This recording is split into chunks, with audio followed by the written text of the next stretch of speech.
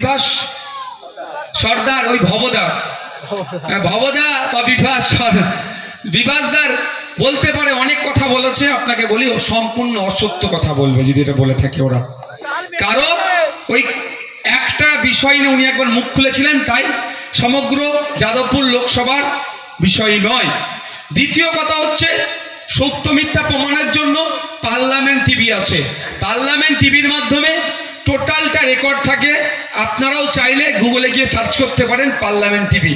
ওখানে কোন এমপি কি বলেছে না বলেছে টোটালটা ওখানে প্রিজার্ভ আছে, সংরক্ষণ আছে। সেখান থেকেও ডেটাটা দেখাতে বলবেন। এটা ওনারা করেনি।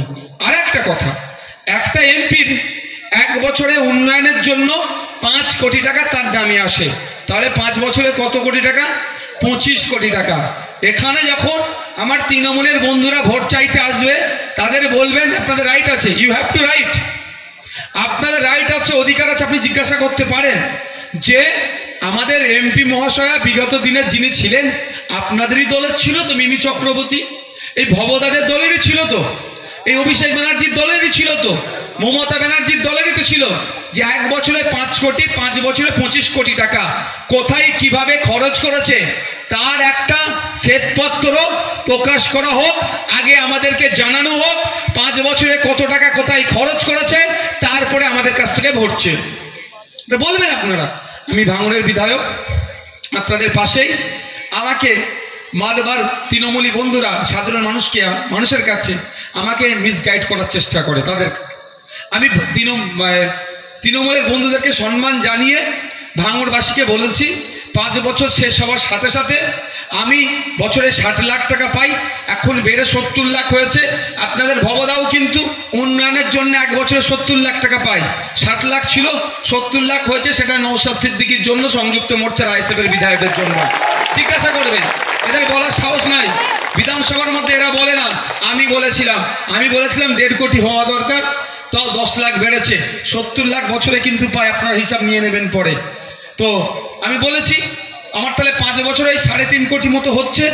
3.5 কোটি টাকা, এই যে টাকাটা কোথায় কত টাকা কিভাবে খরচ করেছি 5 বছর শেষ হওয়ার সাথে সাথে খামে ভরে প্রিন্ট করে খামে ভরে ভাঙড়ের প্রতিটা বাড়িতে পৌঁছে দেব।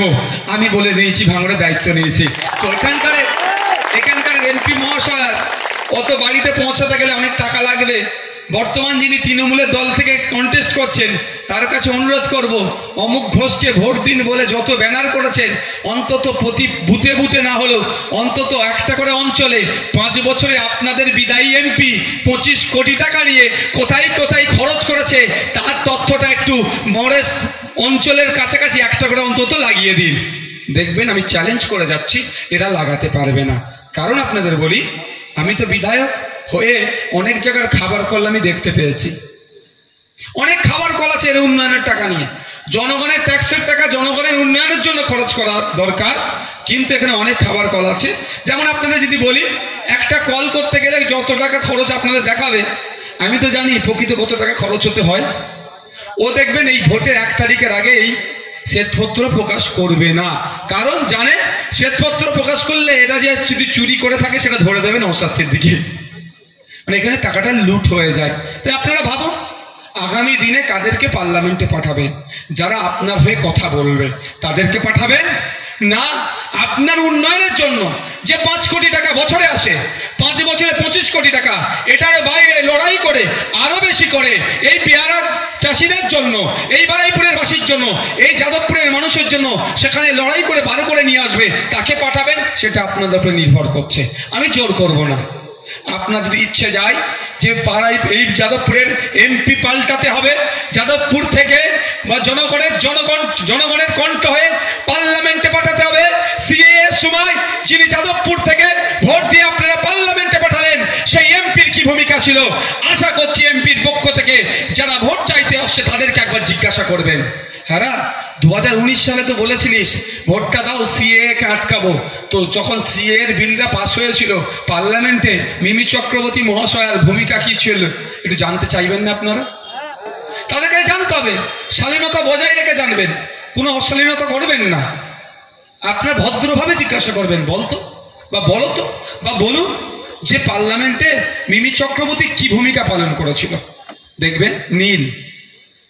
সিএর বিপক্ষে নয়, বকলমে বিজেপিকে সুবিধা করেছিল পার্লামেন্টে এই তৃণমূলের অভিষেক বাবুদের দলের এমপি।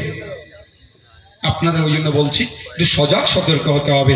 আপনারা ভোট দিয়ে পাঠালেন কৃষক, আপনাদের হয়ে কথা বলে যাতে পার্লামেন্টের মধ্যে, কিন্তু দুঃখের বিষয় শুভেন্দু অধিকারীদের অপদার্থ সরকার, শুভেন্দু অধিকারীদের বিভাজনের সরকার মানুষের কথা বললো না, বলেছিল ডায়লগ দিয়েছিল বছরে 2 কোটি চাকরি দেব।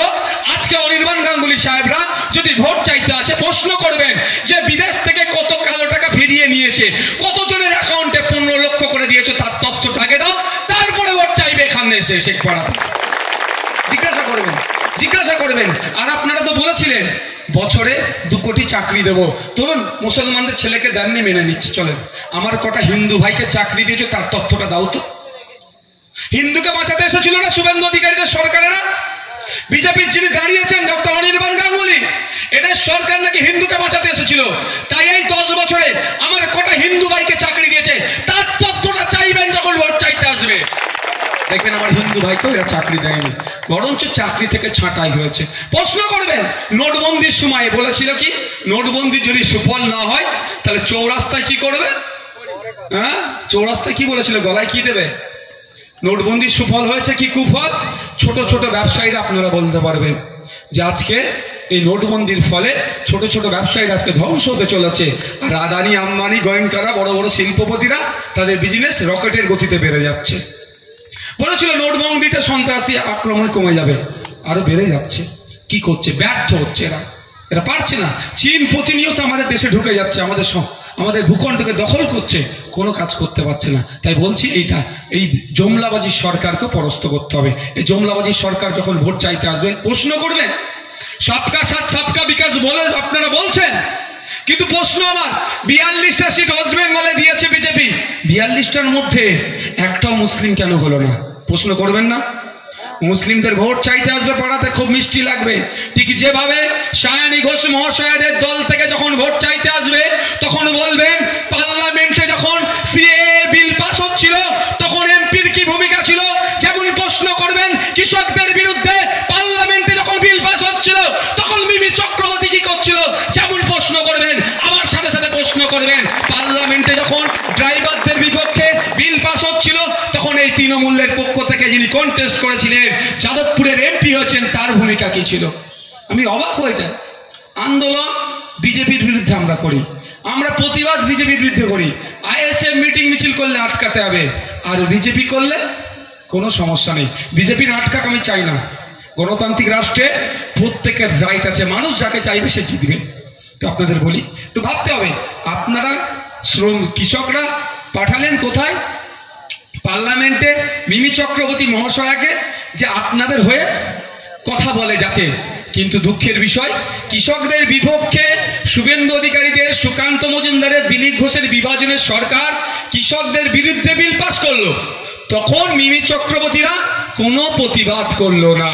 তাই সময় এসেছে এই বারুইপুরের কৃষকদের বলবো ঐক্যবদ্ধ হন, জোটবদ্ধ হন, এই শুভেন্দু অধিকারীদের সরকারের বিরুদ্ধে ভোট দেন, এই মিমি চক্রবর্তীদের বিরুদ্ধে ভোট দেন, তথা এই বিজেমূলের বিরুদ্ধে ভোট দিয়ে কৃষকরা বুঝিয়ে দেন আপনাদের ভোট নিয়ে পার্লামেন্টে গিয়েছে, আপনাদের কথা বলেনি। তাই সময় এসেছে আমরা আমাদের পক্ষ থেকে খাম চিহ্নে অ্যাডভোকেট নুর আলম খানকে পার্লামেন্টে গিয়ে কৃষকদের পক্ষে কথা বলাবো।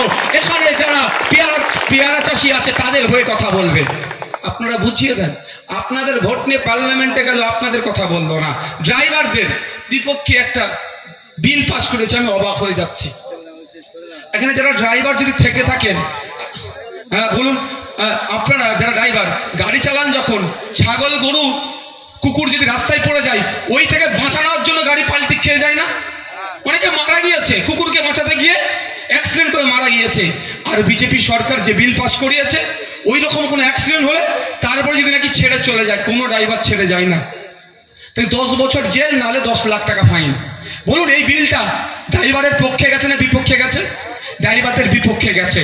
আমরা কি আশা করেছিলাম যে ড্রাইভারদের হয়ে মিমি চক্রবর্তী দুটো কথা বলবে।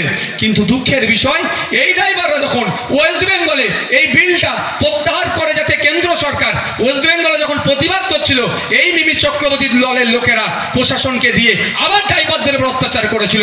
তাই বড় বিজেপি সরকার ড্রাইভারদের বিরুদ্ধে যেমন বিল পাস করিয়েছে, তার বিরুদ্ধে যেমন বিল আমরা ভোট দেবো।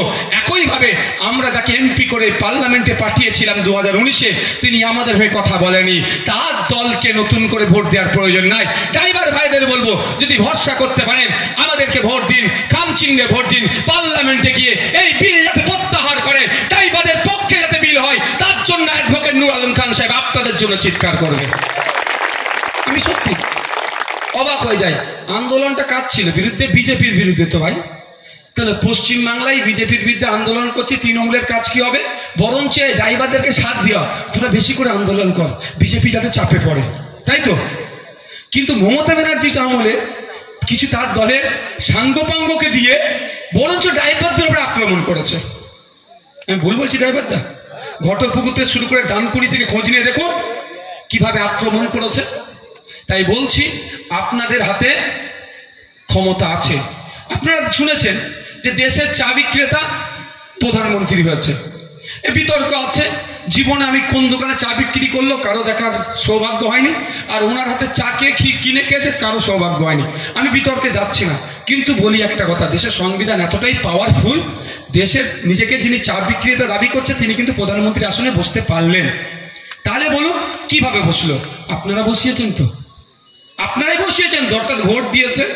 তাই আপনাদের আঙুলের খেলাটা যদি একবার ঠিকঠাক খেলে দেন, আমি আপনাদের বলি, ড্রাইভার ভাইদের থেকে শুরু করে এই পেয়ারা ইন্ডাস্ট্রি বললে কম হবে, এর সাথে যারা যুক্ত সবার কাছে কিন্তু এসে হুজুর করবে।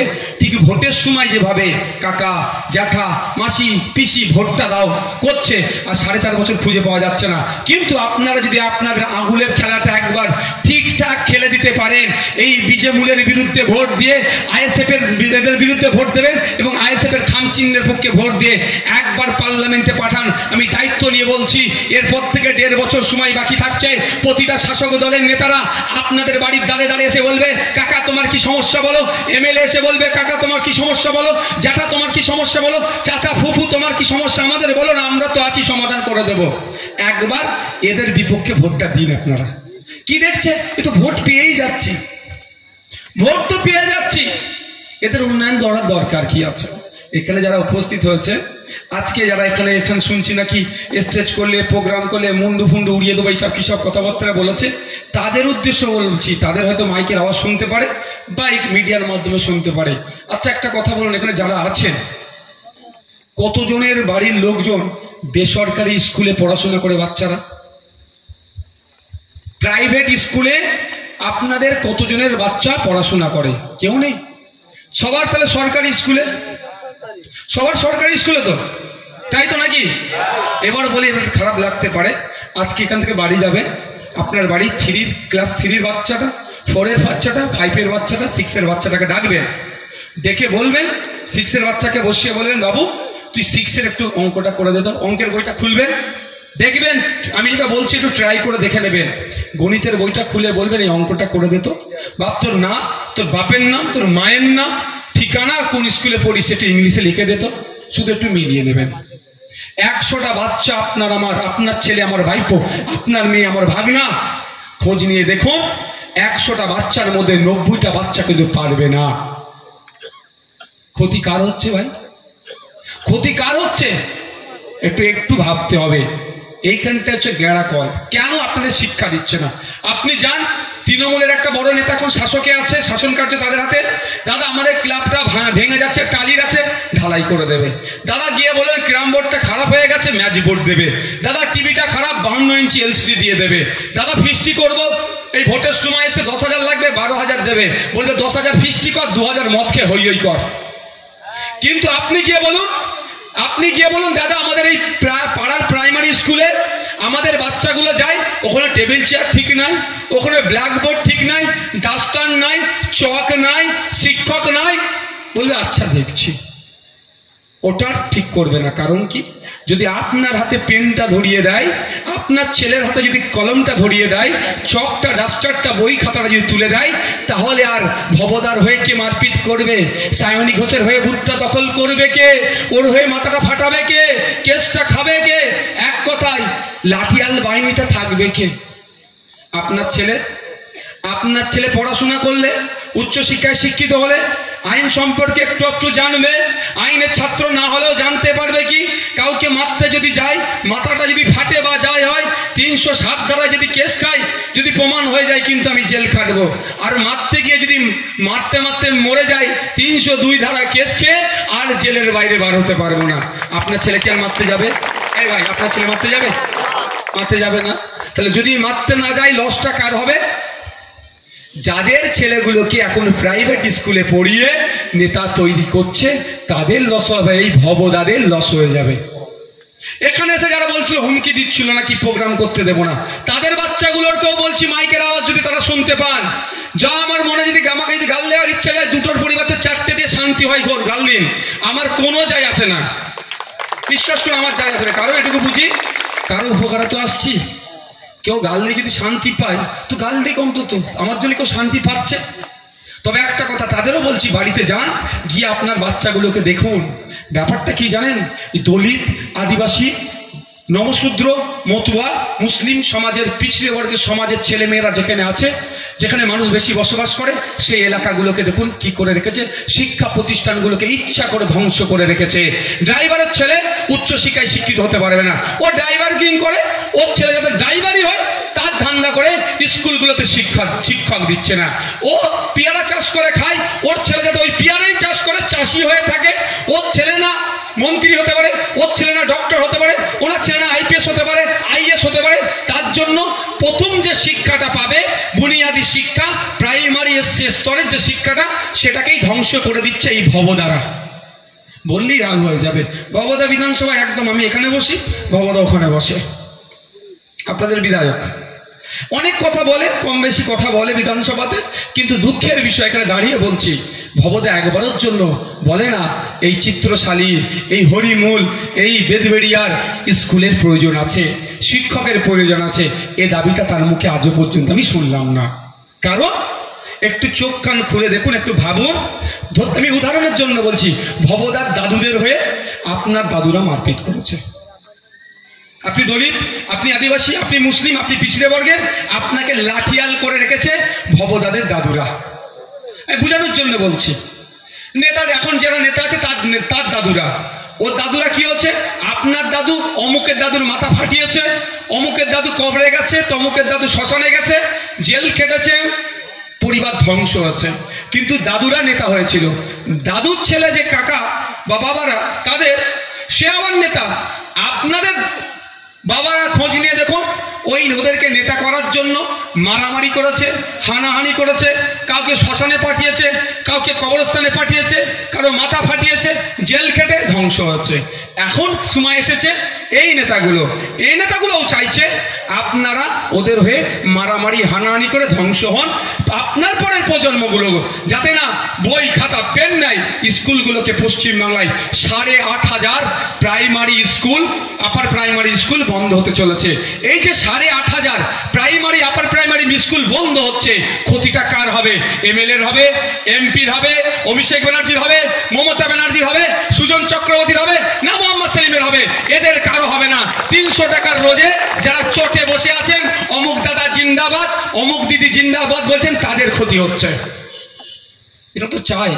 ঠিক যেভাবে আপনার দাদু লাঠিয়াল ছিল, আপনার বাবা লাঠিয়াল, এখন আপনি লাঠিয়াল হয়েছেন, আপনার ছেলেগুলোও যাতে এদের ছেলেদের হয়ে লাঠিয়াল বাহিনীর কাজ করে, ওই জন্য শিক্ষাটা কেড়ে নিচ্ছে। তাই আওয়াজ তুলতে হবে যে 500 মায়েদের হাতে 1000-1200 ধরিয়ে দিচ্ছে, খুব ভালো কথা, আমি বিরোধী একটুও করবো না।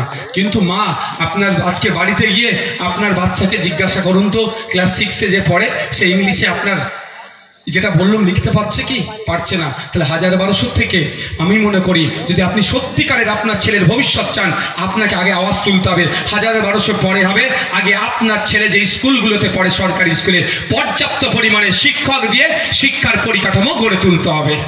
1000-1200 দিয়ে দিচ্ছে মায়ের হাতে। বলুন তো এখানে যারা আছেন, সরকারি ট্রিটমেন্ট, হেভি ট্রিটমেন্ট নিতে গেলে কোথায় যেতে হয়? চিত্তরঞ্জন। তাই তো? এখানকার ব্লক হসপিটাল ঠিকঠাক আছে কিনা না আপনারা বলতে পারবেন, কিন্তু যাদের এমার্জেন্সি আছে চিত্তরঞ্জনে গেলেও হলে বেডের জন্য 1000, 10,000, 20,000 টাকা নাই, নাহলে প্রাইভেট হসপিটালে গিয়ে চিকিৎসা নিতে হচ্ছে। মাস গেলে 1000 টাকা দিচ্ছে, বছরের শেষে 12,000 টাকা পাচ্ছেন, কিন্তু একবার ট্রিটমেন্ট নিতে গেলে বেসরকারিতে কত টাকা খরচ হচ্ছে ভাবতে পেরেছেন? 10,000, 15,000 কম করে একবারই চলে যাচ্ছে। 1000-1200 টাকা ধরিয়ে দিচ্ছে, নিত্য প্রয়োজনীয় জিনিসের দাম আকাশ ছোঁয়া হয়ে যাচ্ছে। তাই মায়েদের আওয়াজ তুলতে হবে, 1000-1200 পরে হবে, আগে নিত্য প্রয়োজনীয় জিনিসের দাম কমাও, হসপিটাল পরিষেবা যাতে ব্লক থেকে পায় তার ব্যবস্থা করো, স্কুলে শিক্ষক দাও, আবার সেই পুরাতন দিনের মতো ফিরিয়ে নিয়ে আসো, 330, 550 টাকা ফর্ম ফিল আপ করে আপনার ছেলে যাতে চাকরি পায় তার ব্যবস্থা হোক। এই আবিটা আমাদের তুলতে হবে। আবার ফিরে আসি, এমপি মহাশয়ের কাজটা হচ্ছে আপনাদেরকে জানতে হবে। একটা হচ্ছে গুরুত্বপূর্ণ কাজের মধ্যে কি 3টে আমি গুরুত্বপূর্ণ কাজ মনে করি। প্রথম হচ্ছে সমস্যাগুলো সেখানে তুলে ধরা। দ্বিতীয়, এই যে বিল আসে, বিলটা মাথায় রাখতে হবে, পার্লামেন্টে আইনসভাতে যে বিলই আসুক না কেন এই বিলটা মানুষের জন্য আনতে হবে, গরিব শ্রমজীবী মানুষের, ওই পুঁজিপতি কর্পোরেটদের জন্য বিল নয়।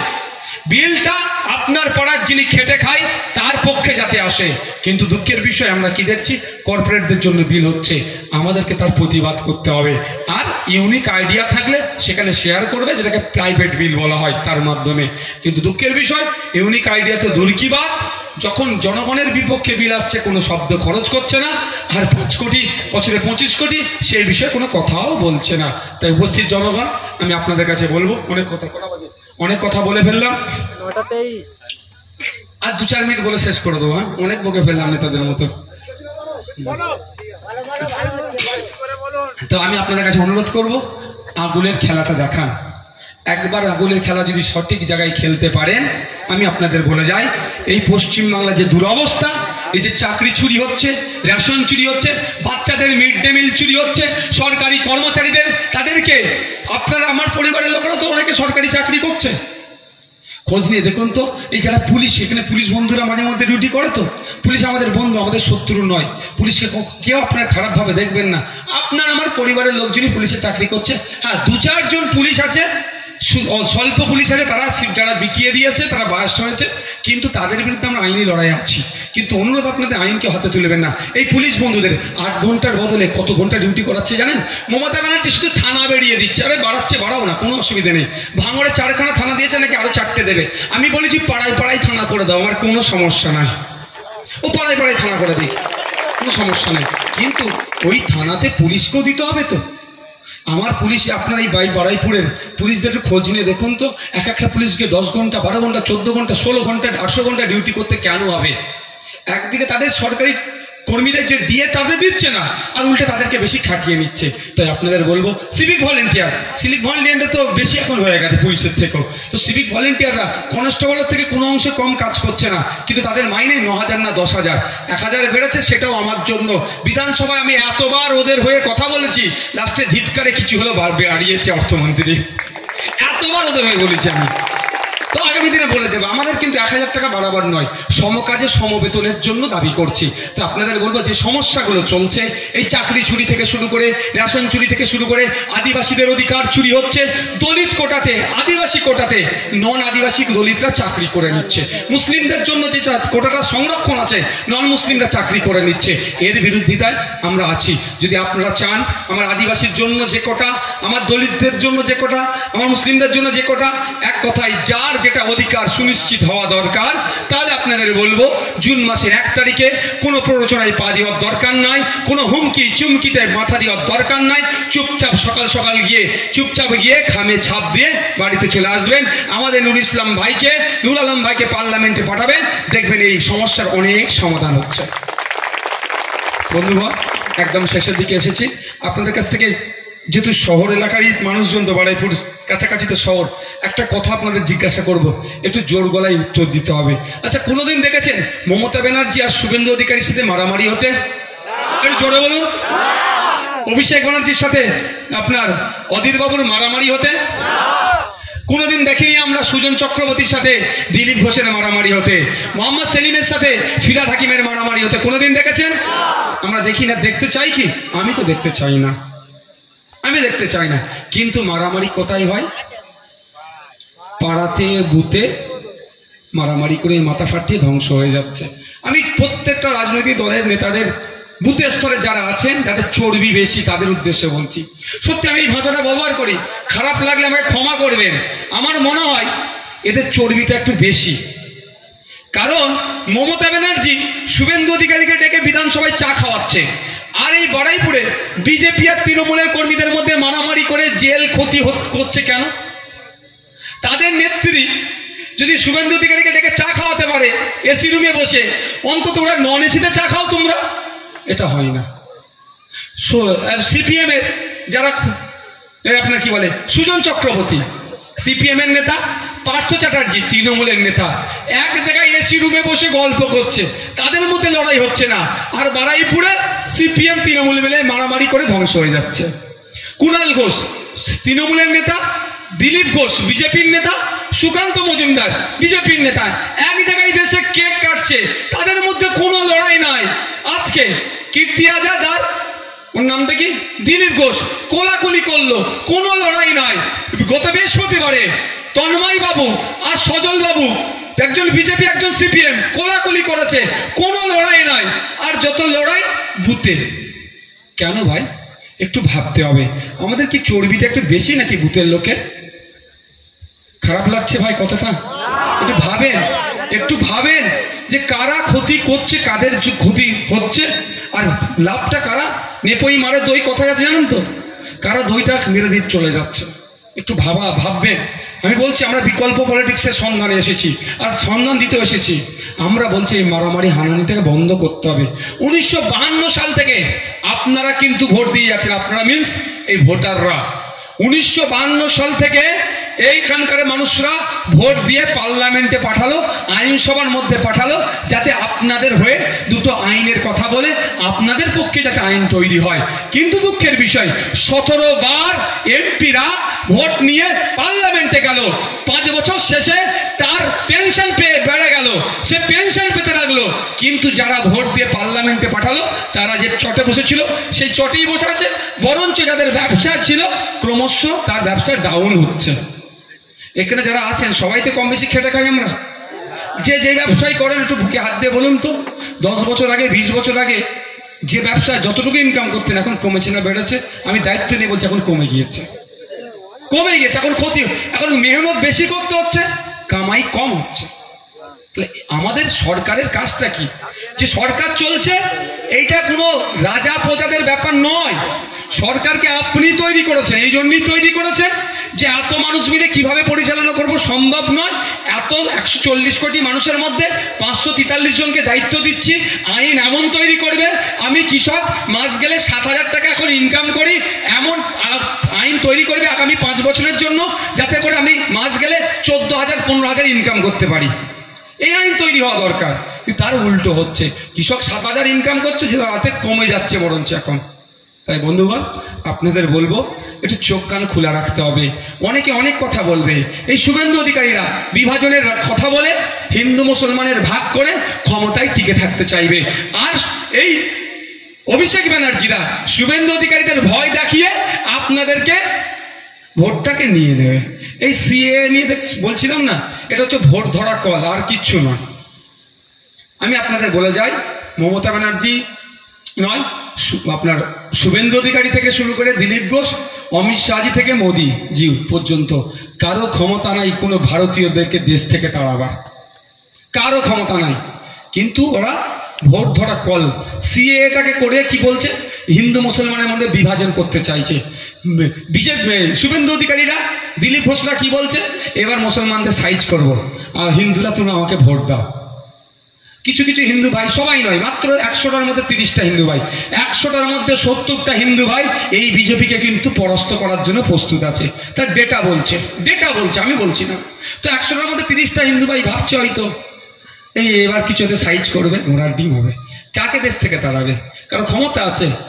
আমি চ্যালেঞ্জ করে যাচ্ছি এখান থেকে, শুভেন্দু অধিকারীকে বলে যাচ্ছি, সুকান্ত মজুমদারকে বলে যাচ্ছি, ভারতীয় মুসলিমকে একটা তাড়িয়ে দেখুক। আমি সুপ্রিম কোর্টে মামলা করে রেখেছি আপনাদের জন্য, আপনার জন্য আমি লড়াই করছি। কোনো অভিষেক ব্যানার্জি লড়াই করেনি, কেউ মমতা ব্যানার্জি লড়াই করেনি, কিন্তু এটা ভোট ধরা কল, ওই ভয় দেখাচ্ছে। আর এই ভবদাদের দলের লোকেরা পাড়ায় পাড়ায় কি বলছে, ওই ভোটটা দাও নাহলে সিএ করে তাড়িয়ে দেবে। আরে ঘোড়ার ডিম। যারা এখানে আছেন ভাই মুসলিম সমাজে, যারা মুসলিমরা ভয় খাচ্ছেন তাদের কথা বলবো, তাদের দাদুগুলো কোথা থেকে এসছে? বাংলাদেশের কাঁটাতার পার করে এসছে কেউ? কারো দাদু? কারো দাদু এসেছে? তা আপনার দাদুরা স্বাধীনতা সংগ্রামী ছিল, খোঁজ নিয়ে দেখুন। আপনার দাদুরা ব্রিটিশদের বিরুদ্ধে লড়াই করেছে, বা বিনয়ী বাদল দীনেশ, শহীদ ক্ষুদিরাম আশফাকুল্লাহরা যখন লড়াই করছিল আপনার দাদুরা তাদেরকে সহযোগিতা করেছে। বরঞ্চ এই শুভেন্দু অধিকারীদেরকে প্রশ্ন করবেন, তোমার দাদুরা সেই সময় কি করছে তার তথ্যটা দাও। তুমি আমাকে ভারতীয় নাই বলছো? আপনাকে ভয় দেখিয়ে শুভেন্দু অধিকারী তার ভোটটাকে পকেটে রাখছে, আর অভিষেক বাবুরা ওই শুভেন্দু অধিকারীদের ভয় দেখিয়ে ওই বিজেপি এসে যাবে, বিজেপি এসে যাবে, বিজেপি এসে যাবে করে আপনাদের ভোটটাকে এই পকেটে ঘুরে নিচ্ছে। তাই এই আর কতদিন এইভাবে চলবেন ভাই? আর কতদিন চলবেন? এবার সময় এসেছে একটু নিজেদের ভাবার যে আপনার কণ্ঠকে পার্লামেন্টে পাঠাতে হবে। আজকে পশ্চিমবাংলার বিধানসভায় একটা কণ্ঠ গিয়েছিল বলে হিজাব থেকে শুরু করে এই শাখাপালা খুলে নিয়ে পরীক্ষা কেন্দ্রে ঢুকিয়েছিল, তারও প্রতিবাদ করতে নওশাদ সিদ্দিকী পারছে। সমস্যাটা কোথায় জানেন? আমি বিধানসভা বা বিধানসভার বাইরে যখন আমি ওয়াকফ সম্পত্তি উদ্ধারের কথা বলি তখন আমি বিজেপির দালাল হয়ে যাই, যখন আমি দেবত্ব সম্পত্তি উদ্ধারের কথা বলি তখন আমি মুসলমানদের দল হয়ে যাই। যাব কোথায়? আপনারা জানেন ওয়াকফ সম্পত্তি মুসলিম সমাজের পূর্বপুরুষেরা দিয়ে গিয়েছেন, যে মসজিদ মাদ্রাসা নামে উৎসর্গ করে গিয়েছে, ওই সম্পত্তিটা বিক্রি করা যায় না। মমতা ব্যানার্জির দলের এমন উন্নয়নের জোয়ার, বিএলআর অফিসের মধ্যে এমন উন্নয়ন ঢুকে গিয়েছে, ওই সম্পত্তিও বিক্রি করে খেয়ে নিচ্ছে। এর যখন প্রতিবাদ করছি, উদ্ধার করার কথা বলছি, তখন নওশাদ সিদ্দিকী কি হয়ে যাচ্ছে, ও বিজেপির দালাল, বিজেপির কাছ থেকে কত টাকা নিয়েছে জিজ্ঞাসা করে বলছে। আর আপনাদের জেনে রাখা দরকার, হিন্দু সমাজের পূর্বপুরুষেরা দেবদেবীর নামে, মন্দিরের নামে কিছু সম্পত্তি উৎসর্গ করে গিয়েছে, যেটাকে বলা হয় দেবত্ব সম্পত্তি। ওই দেবত্ব সম্পত্তিও হস্তান্তর করা যায় না, বিক্রি করা যায় না। এই সরকারের আমলে, এই ভবদাদের সরকারের আমলে উন্নয়নের জোয়ার একদম বিএলআর অফিসে ঢুকে গিয়েছে, গিয়ে ওই দেবত্ব সম্পত্তিগুলোকে বিক্রি করে দিচ্ছে। আমরা নওশাদ সিদ্দিকী বলছি, যদি ক্ষমতায় আসি, যদি সুযোগ পাই, আমরা ওই দেবদেবীর নামে যে সম্পত্তি ছিল, মন্দিরের নামে যে সম্পত্তি ছিল, মসজিদের নামে যে সম্পত্তি ছিল, মাদ্রাসার নামে যে সম্পত্তি ছিল, যারা অন্যায়ভাবে বিক্রি করেছে, ওই সম্পত্তিগুলোকে ফিরিয়ে নিয়ে এসে দেবদেবীর নামে, মন্দিরের নামে, মসজিদের নামে, মাদ্রাসার নামে ফিরিয়ে দেবো। ওই জন্যই আমরা হয়ে যাচ্ছি কি বিজেপির দালাল, আর না হলে মুসলমানদের দল। তবে একটা কথা আমি বলে যাই আপনাদের, এই যারা বিজেপির দালাল বলছে, এদের পাড়ার চালানার নেতাদের নিয়ে ভাববেন না। পাড়ার চালানার নেতাদেরকে আমি ভাবি না। দেখবেন মমতা ব্যানার্জি বারবার ঘুরিয়ে ফিরিয়ে ওই বিজেপির কথায় উঠছে বসছে বলে আমার নাম নেয় না, ঘুরিয়ে ফিরিয়ে বলে বেরিয়ে যায়। আমি আপনাদের বলে যাচ্ছি, আপনাদেরকে আজকের পর থেকে যদি কোনো তৃণমূলের বন্ধুরা বলে নওশাদ সিদ্দিকী বা আইএসএফ বিজেপির দালাল, শুধু এতটুকু উত্তর দেবেন। আমি আপনাদের বলে যাচ্ছি, অন ক্যামেরা হচ্ছে তো, এটা ক্যামেরা হচ্ছে তো, আমি বলে যাচ্ছি, আমি বিজেপির কাছ থেকে টাকা নেবো, তৃণমূলের বন্ধুদেরকে ব্যবস্থা করে দিতে বলুন। ভয় খেয়ে গেলেন নাকি? নেবো আমি টাকা। দল চালাতে অনেক অসুবিধা হচ্ছে, সিরিয়াস বলছি, দল চালাতে গেলে অনেক অসুবিধা হচ্ছে। তবে একটা আমার কথা, যে তৃণমূলের বন্ধু টাকার ব্যবস্থা করে দেবে, 100 টাকার ব্যবস্থা করলে আমি মাত্র 10 টাকা দেবো, ওই তৃণমূলের বন্ধুকে আমি 90 টাকা ফেরত দিয়ে দেবো, তাকে দিয়ে দেবো। বুঝতে পারছেন না কি বললাম? বুঝতে আসছে? ওদের ব্যবস্থা করতে পারে। এবার দ্বিতীয় আশাটা দেখবেন, মমতা ব্যানার্জি অনেক কথা বলেন, অনেক কথা বলেন আমার নিয়ে বা আমাদের পার্টিকে নিয়ে। আমি শুধু অপেক্ষায় আছি ব্যাটে বলে, ঠিক ব্যাটে বলে হবে, বলটাকে স্টেডিয়ামের বাইরে করে দেবো। কেমন ব্যাটে বলে আপনাদের বলে রাখছি, আপনাদের বলে রাখি, মমতা ব্যানার্জি কিন্তু ইশারা ইঙ্গিতে বলে। আমি শুধু আশা করছি মমতা ব্যানার্জির মুখ থেকে বা ওই লেভেলের বড় নেতাদের মুখ থেকে, পাড়ার চালানোর নেতা থেকে নিয়ে আমি ভাবি না, যে একবার বলুক যে নওশাদ সিদ্দিকী, নাম ধরে বলুক নওশাদ সিদ্দিকী বিজেপির কাছ থেকে অত টাকা নিয়েছে, এই সংখ্যাটা, এই সংখ্যাটা, এইটা বলুক। আপনাদেরকে শুধু মিসগাইড করছে। এই আপনারা আজকে আমাদেরকে এই যে 9:30 10টা বাজতে যাচ্ছে, আপনাদের কি বিরিয়ানির প্যাকেট দিয়ে নিয়ে আসা হয়েছে না 500 টাকা না হুমকি দিয়ে? কিছুই নয় তো, ভালোবেসে এসছেন।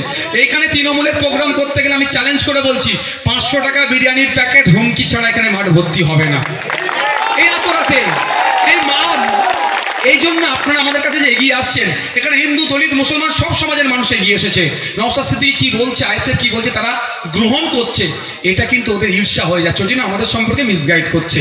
আমি চ্যালেঞ্জ করে দিচ্ছি আপনাদের কাছে, মমতা ব্যানার্জি বা তার দলের প্রথম লেভেলে যারা নেতারা আছে, একবার বলুক নওশাদ সিদ্দিকী বিজেপির কাছ থেকে এত টাকা নিয়েছে। বলবেন। আমি চ্যালেঞ্জ করে যাচ্ছি, কারণ এক বেটা বলেছিল তাকে এমন উকিলের চিঠি পাঠিয়েছি তাকে আর রাজনীতির মঞ্চে আমি দেখতেই পাই না। বুঝতে পারছেন না?